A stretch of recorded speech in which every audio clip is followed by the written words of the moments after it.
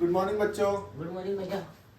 आज हम एक चैप्टर 4 करेंगे 10th क्लास का क्वाड्रेटिक इक्वेशंस। इसमें क्या क्या पढ़ना होता है, इसमें हमें रूट्स निकालने हैं जो चैप्टर 2 में हमने पढ़ लिए थे। चैप्टर 2 में हमने रूट्स पढ़े थे कि मिडिल टर्म को स्प्लिट करते थे, जिसे हम बोलते हैं फैक्टराइजेशन मेथड, जो एक मेथड है। दूसरा मेथड है कंप्लीटिंग द स्क्वायर मेथड, जो कि तुम्हारे बुक से डिलीट हो गया। बचा मास्टर फॉर्मूला, जो हमें अब करना है। ठीक है, तो मैं 2 क्वेश्चन कराता हूँ, उसको फैक्टराइजेशन से भी कराऊंगा और मास्टर फॉर्मूले से भी कराऊंगा। कंप्लीटिंग स्क्वायर से मैं पहले कराता था, लेकिन अब नहीं कराता क्योंकि हट गया। तो वो आगे जब पढ़ोगे तो 11th में तुम्हें मिलेगा पक्का पक्का। तो जब फैक्टराइजेशन हम लोग करते हैं तो हमें कुछ नहीं देखना होता। ये यहाँ पे जो लिखा हुआ है एक्स स्क्वायर का कोफिशिएंट और ये जो लास्ट में कांस्टेंट है, इसको हमें करना मल्टीप्लाई। इसे क्या करना है हमें? मल्टीप्लाई। तो इसको मैंने मल्टीप्लाई कर दिया। कितना है? 12। अब मुझे देखना है कि 12 किस किस के टेबल में आता है।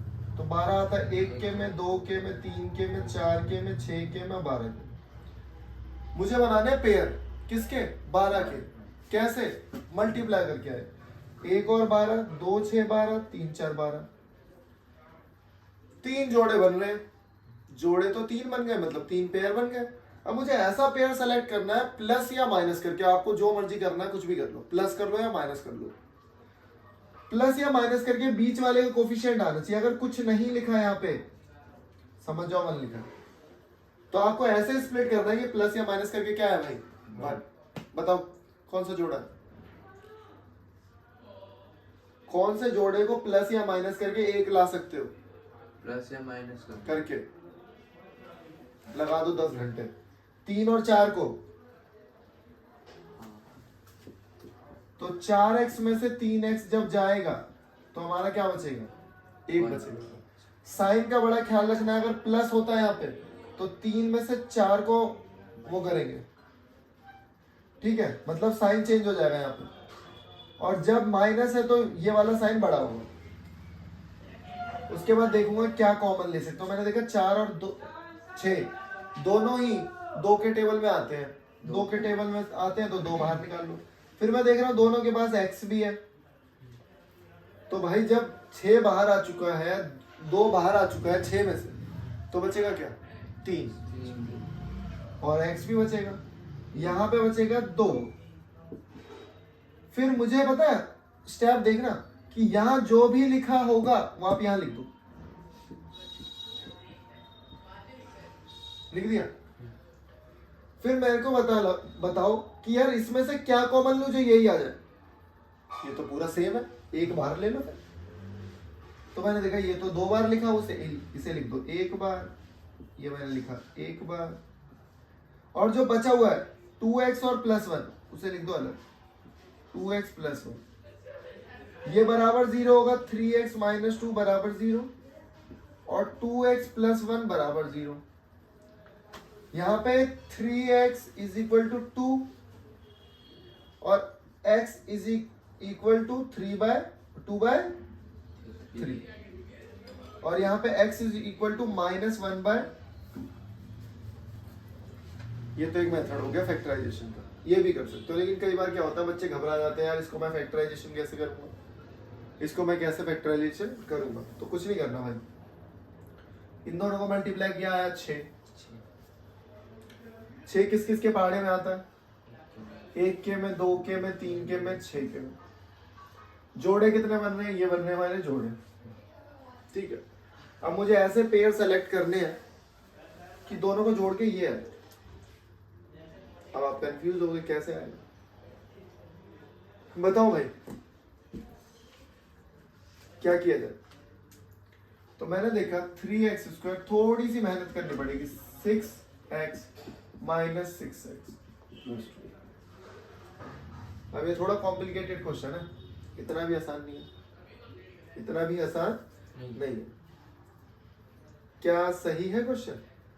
क्या इन दोनों को मल्टीप्लाई करके 6 आ रहा है? √6 और √6 को मल्टीप्लाई करके, हाँ भाई बिल्कुल 6 आ रहा है। और इन दोनों को भी मल्टीप्लाई करके 6 आ रहा था। अब इसमें से मैं कुछ कॉमन निकालूं, तो मैं देख रहा हूं इसमें से मैं कॉमन निकालूं अगर, तो √3 कॉमन आएगा। इसमें √3 है। अगर मैं √3 कॉमन निकालूं, आपको पता है जो 3 लिखा है ना भाई, ये 3 है √3 × √3, और जो ये 6 है ये लिखा है √3 इंटू √2। तो देखो 3 में से √3 बाहर आ गया तो √3 बचा, लेकिन दोनों के पास x है तो मैंने x भी बाहर ले लिया। फिर मैंने एक छोटी चीज समझी कि √3 बाहर ले लिया तो √3 बचा, और इसमें से √3 बाहर निकाल दिया तो क्या बचा? √2। बहुत बढ़िया भाई, यहाँ पे एक x भी बचेगा। बिल्कुल ऐसे ही कि यहाँ पे क्या करना था, बताया था ना, जो यहाँ लिखा है उसे ऐसे लिख दो यहाँ पे। अब कॉमन सेंस लगाओ, मैंने बताया √6 है, इसको ऐसे लिख सकते हैं, और √3 अंदर है तो बाहर क्या होगा?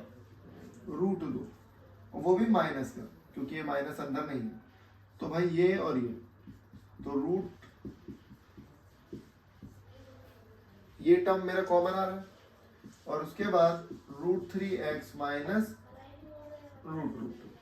√3x इज इक्वल टू √2 और x is equal to √2 by √3। ये आ गया रूट हमारा। तो ये हमारा क्या हो गया? फैक्टराइजेशन। अब इसको नोट करो, फिर मैं आपको बताऊंगा मास्टर फॉर्मूला। तो हमने देखा फिर वही करना है हमें। a की वैल्यू क्या है भाई? 3, b की वैल्यू -2 √6, c की वैल्यू 2। करेंगे फॉर्मूला में पुट। -b तो लिखूंगा पहले माइनस, अब b की वैल्यू लिखूंगा, b की value -2 √6 plus minus b square, बताओ b का इसका स्क्वायर, तो लिखूंगा -2 √6 का स्क्वायर माइनस 4 इंटू a की वैल्यू क्या है? 3 इंटू 2 अपॉन में 2 इंटू माइनस माइनस हो गया प्लस, तो 2 √6। अब आपको ऐसा लग रहा होगा यार इसका स्क्वायर क्या होगा?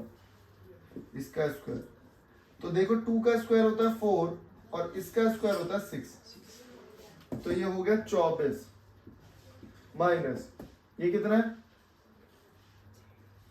अरे ये भी 24 है, कितना है ये भी? 24 है अपॉन में 6, ये 0 हो गया, 2 √6 अपॉन 6।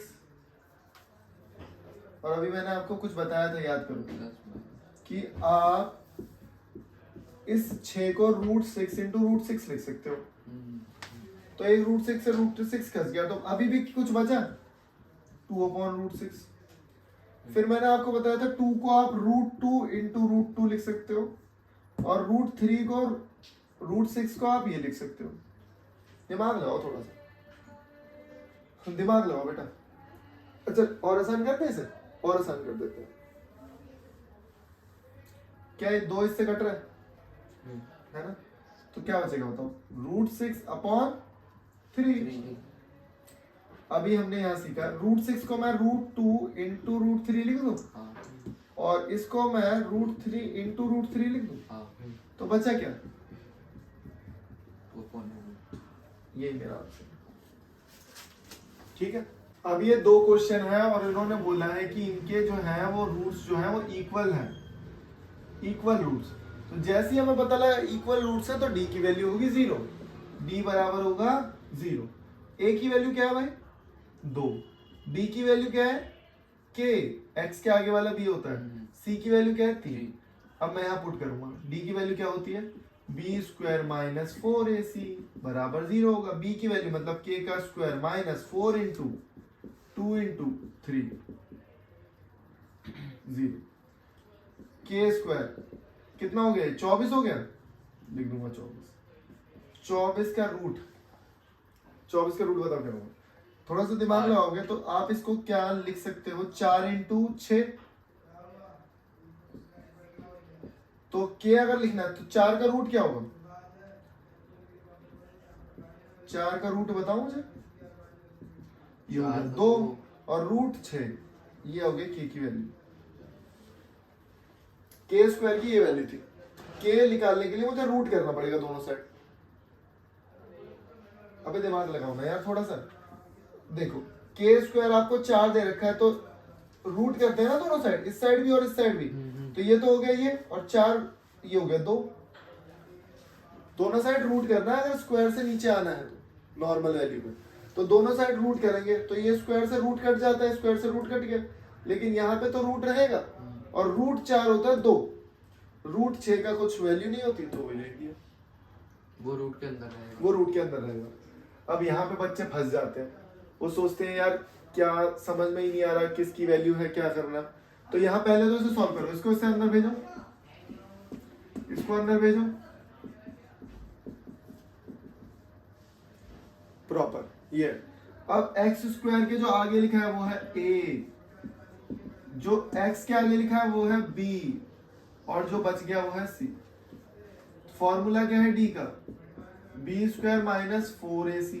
b क्या है भाई, माइनस 2k स्क्वायर, 4 इंटू के इंटू 6। तो ये वैल्यू दिखी हमें 4k स्क्वायर माइनस 24k। अब एक काम आप कर सकते हैं, इसको 4 को बाहर निकाल लो भाई, 4 और k को मैंने निकाला बाहर, तो बचेगा यहाँ k और यहाँ बचेगा 6। तो दो वैल्यू आई, एक तो आ गया 4k बराबर 0, तो k की वैल्यू आ गई 0। दूसरी k माइनस 6 बराबर 0, तो k की वैल्यू आ गई आपकी 6। दोबारा देखो, दोबारा समझो और दोबारा करो। और ये थोड़े से टफ क्वेश्चंस भी आते हैं। अभी तो हम बहुत बेसिक एनसीईआरटी क्वेश्चन कराए, तो इसमें कोई दिक्कत होगी नहीं आपको। तो जैसे ये क्वेश्चन टफ होने लगे तो आपको समझ, ठीक है।